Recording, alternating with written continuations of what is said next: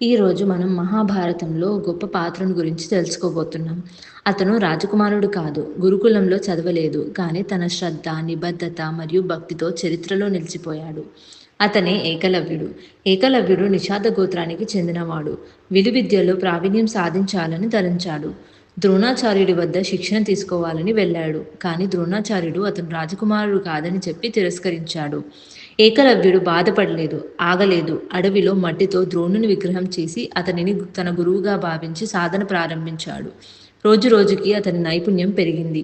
ఒకరోజు అర్జునుడు అడవిలో ఓ గొప్ప బాణప్రయోగాన్ని చూశాడు. అది ఎవరు చేశారు అని ఆశ్చర్యపడ్డాడు.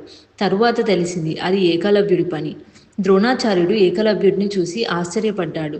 కానీ అర్జునుని శ్రేష్ఠతను కాపాడాలనే ఉద్దేశంతో గురుదక్షిణగా తన కుడివేలిని అడిగాడు. ఏకలవ్యుడు ఒక్క మాట లేకుండా తన వేలిని కోసి ఇచ్చేశాడు. ఇది అతని గురుభక్తిని చూపించింది. ఏకలవ్యుడు తన వేలిని కోల్పోయాడు, కానీ అతని నిబద్ధత, భక్తి, గౌరవం చరిత్రలో నిలిచిపోయాయి. ఇలాంటి ఎన్నో మంచి కథల కోసం చిన్న చరిత్రలను సబ్స్క్రైబ్ చేసుకోండి. ధన్యవాదాలు.